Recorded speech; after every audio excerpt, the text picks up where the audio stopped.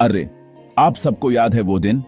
College के बाद दोस्त पूछते थे कहाँ मिलना है, और सबके मुंह से एक ही नाम निकलता था, सीसीडी, कैफे कॉफी डे, यानी हम सबका प्यारा सीसीडी। ये सिर्फ एक कॉफी शॉप नहीं था, ये हमारी यादों का अड्डा था।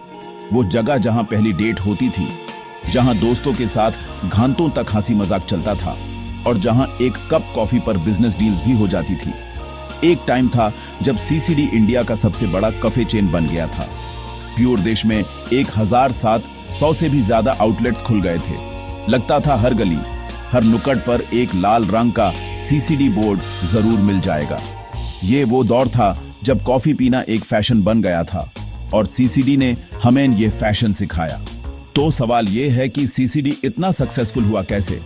सबसे पहली बात, उन्होंने टाइम पे चौका मारा जब इंडिया में कॉफी कल्चर का सी भी नहीं था, यानी 1996 में सीसीडी ने अपनी दुकान खोल दी।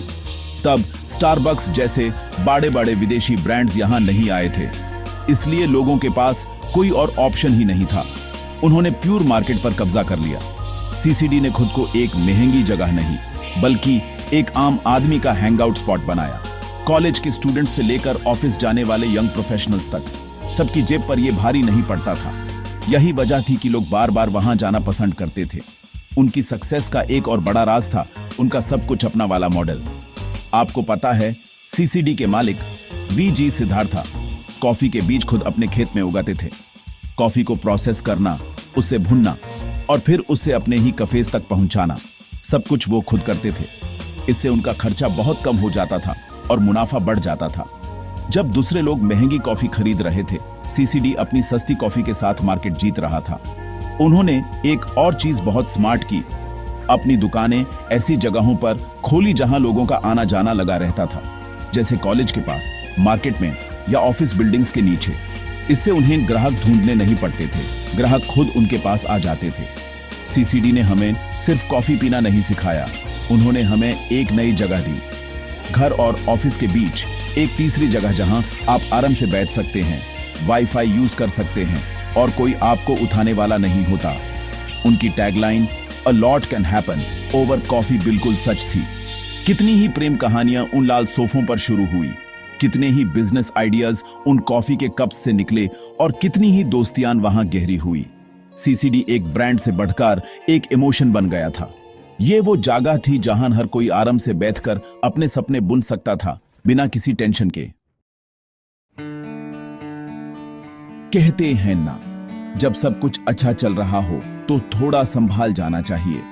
सीसीडी के साथ शायद यही हुआ। सक्सेस इतनी मिली कि उन्होंने तेजी से नई नई दुकानें खोलनी शुरू कर दी। एक के बाद एक, शहर हो या गांव, हर जगह सीसीडी के बोर्ड लगने लगे। लेकिन इस चक्कर में उन्होंने यह नहीं देखा कि नई दुकानें पैसा कमा भी रही हैं या नहीं। कई आउटलेट्स ऐसी जगहों पर खुल गए जहां ज्यादा लोग आते ही नहीं थे। उनका किराया उनकी कमाई से ज्यादा हो गया। एक तरफ से पैसा आ रहा था और दूसरी तरफ से नए आउटलेट्स में डूब रहा था। यह वही बात हो गई कि आप एक बाल्टी में पानी भर रहे हो, लेकिन उसमें पहले से ही छेद है। इसके अलावा कंपनी ने एक और गलती की, वो अपने में बिजनेस यानी कॉफी बेचने से भटक गए। सीसीडी की पेरेंट कंपनी ने अलग अलग बिजनेस में पैसा लगाना शुरू कर दिया। कभी वो आईटी पार्क्स खरीद रहे थे, तो कभी लॉजिस्टिक्स यानी सामान इधर से उधर ले जाने वाली कंपनीज में इन्वेस्ट कर रहे थे। उन्हें लगा कि हर जगह से पैसा आएगा, लेकिन हुआ इसका उल्टा। उनका ध्यान अपने कॉफी बिजनेस से हट गया। जो पैसा कफेज को बेहतर बनाने में लगना चाहिए था, वो कहीं और जा रहा था। यह बिल्कुल वैसा ही था जैसे मैं कॉमेडी छोड़कर क्रिकेट खेलने लग जाऊं, ना इधर का रहूंगा ना उधर का। यही नहीं, सीसीडी ने बदलते वक्त को पहचानने में भी देरी कर दी। जब वो शुरू हुए थे तब अकेले खिलाड़ी थे, लेकिन 2010 के बाद मार्केट में नए नए प्लेयर्स आ गए। एक तरफ स्टारबक्स जैसे महंगे और फैंसी ब्रांड्स आ गए जो एक अलग तरह के कस्टमर को खींच रहे थे। दूसरी तरफ बरिस्टा और कोस्टा कॉफी जैसे पुराने कंपेटिटर्स भी टक्कर दे रहे थे।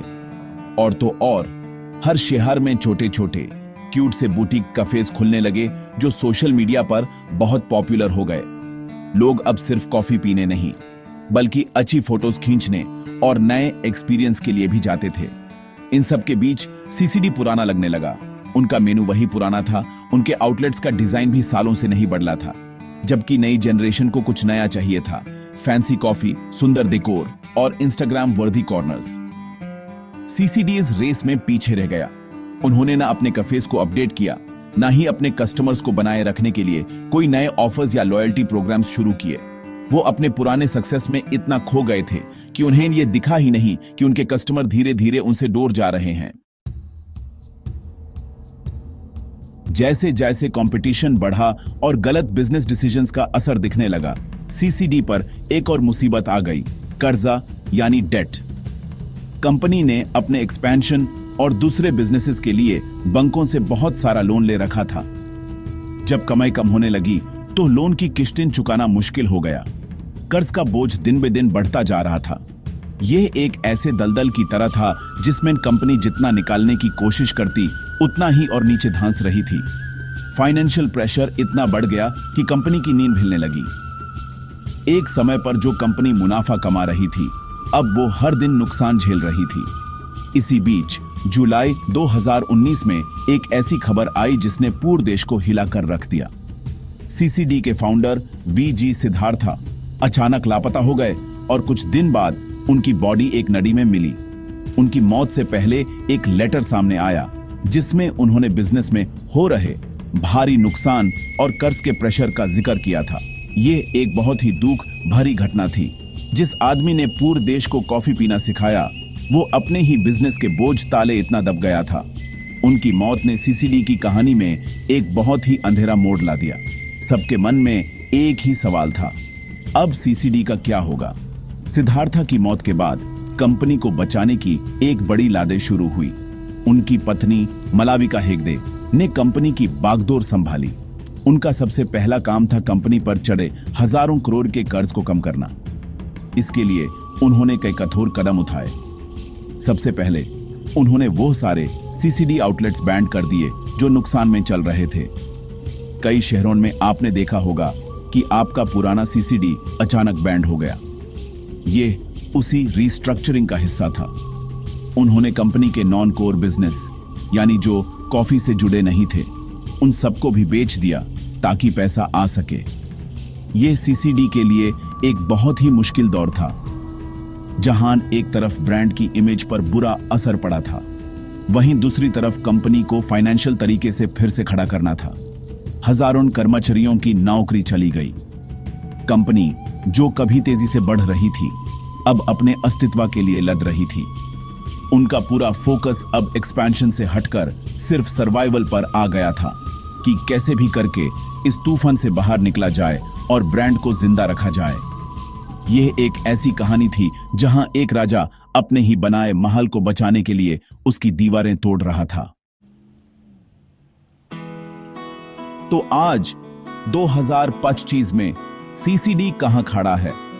आज का सीसीडी उस पुराने सीसीडी से बहुत अलग है। आउटलेट्स की गिनती 1700 से घटकर 500 से भी कम हो गई है। अब वो हर जगह नहीं दिखते। कंपनी ने अपना कर्ज काफी हद तक कम कर लिया है और अब वो सिर्फ उन्हीं आउटलेट्स को चला रहे हैं जो मुनाफा कमा रहे हैं। उनका फोकस अब अंधाधुंध एक्सपेंशन पर नहीं, बल्कि धीरे धीरे संभल कर आगे बढ़ने पर है। वो अब भी मार्केट मैन हैं, लेकिन अब वो रेस में सबसे आगे नहीं हैं। वो एक ऐसे खिलाड़ी की तरह हैं जो एक बड़ी चोट के बाद मैदान पर लौटा है और अब सिर्फ मैच पूरा करने की कोशिश कर रहा है। लेकिन क्या सीसीडी की कहानी सिर्फ नंबर्स और बिजनेस तक सीमित है? बिल्कुल नहीं।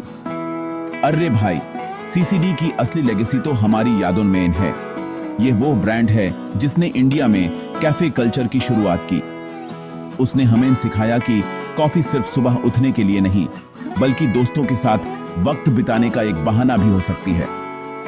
स्कूल और कॉलेज के लाखों बच्चों के लिए सीसीडी उनकी पहली कूल जगह थी जहां वो पेरेंट्स के बिना जा सकते थे।